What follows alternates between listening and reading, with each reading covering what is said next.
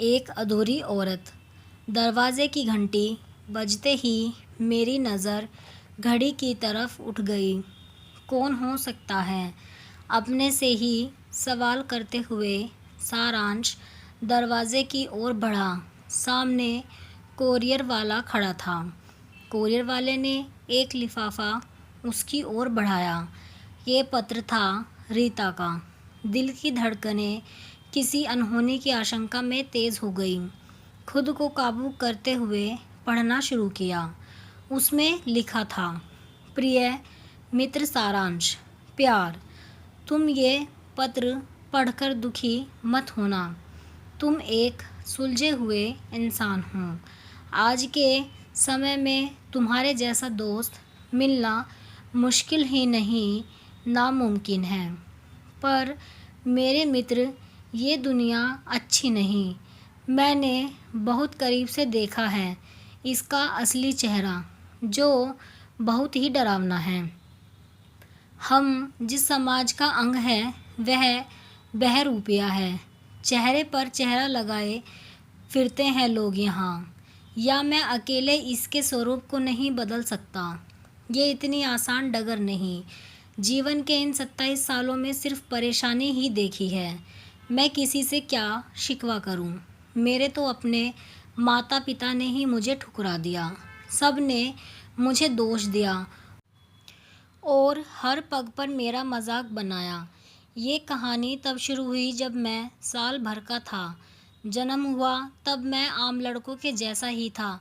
मैं 5 बहनों में सबसे छोटा था। मेरी बहनें खेल खेल में मुझे लड़कियों के जैसे तैयार कर देती थी। मेरा लड़की के जैसे श्रृंगार करके वे सब खुश होती। लेकिन धीरे धीरे मुझे लड़कियों के जैसे रहना अच्छा लगने लगा। मुझे भी लड़कियों के खेल ही समझ आते थे। बड़ा होने पर हर लड़की बहन जैसी लगने लगी। इसके विपरीत लड़कों की ओर आकर्षित होने लगा।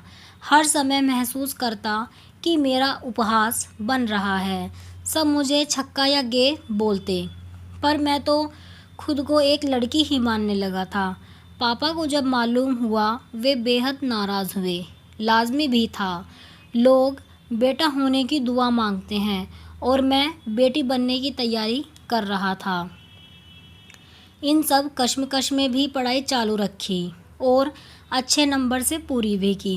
दुनिया बहुत खूबसूरत है, पर मैं बदनसीब। पापा ने मुझे ठुकराया, साथ में समाज ने धिक्कारा। बस एक माँ ही थी जिसने सहारा देने की कोशिश की, पर कुछ ना कर पाई। मैं हर बार चीख चीख कर कहना चाहता था, मैं लड़का नहीं वरन एक लड़की हूँ। अपने जीवन के हर उस पन्ने को आग लगाना चाहता था जहाँ मुझे लड़का कहा गया। चाहता था सबसे दूर जाना, इसलिए नौकरी मिलते ही बेंगलोर आ गया। पर इस भेद ने यहाँ भी पीछा नहीं छोड़ा। यहाँ भी मुझे हिजड़ा बोलकर मजाक बनाया। जब भी मुझे कोई लड़का बोलता तो अंदर तक कुछ मर जाता। क्यों मुझे लड़की नहीं माना किसी ने? मैं रीता थी। रीता। रितेश तो बहुत पहले ही मर गया था। मेरे अंदर जो धड़क रहा था वो तो एक औरत का दिल था। 2 दिन पहले जब तुमने साथ जीवन व्यतीत करने का प्रस्ताव रखा तो एक बार को मन किया फ़ौरन हाँ बोल दूं, पर अंदर की आत्मा ने साथ नहीं दिया और तुमसे थोड़ा वक्त मांगा। तुम बेहद करीब थे मेरे, पर तुम्हें इस नरकीय जीवन में धकेलना नहीं चाहती थी। ये समाज कभी ऐसे रिश्ते को नहीं स्वीकारेगा। एक सांस में ये सब पढ़ गया था सारांश। कितना बड़ा वज्रपात हुआ था, फिर भी आगे पढ़ना जारी रखा। कहते हैं मर्द को दर्द नहीं होता, पर मुझे होता था। जब तक लड़की के वस्त्र धारण नहीं किए थे तब तक रोज़ मरती थी, पर अपाहिज बनकर नहीं जीना चाहती थी। हर समय एक ही चाह, मुझे आंटी, भाभी, दीदी या माँ बोले। मुझे हर समय अपने अंदर की औरत में एक दुर्गा दिखती थी। हर समय एक ही चाह थी कि कोई तो हो अपना जो मुझे संभाले। अधूरी सी चाह होने लगी थी माँ बनने की। कितनी बदनसीब है वो माएँ जो पैदा होने से पहले या बाद में लड़की को मार देती हैं लड़के की चाह में। भगवान के न्याय पर भी हंसी आती है मुझे।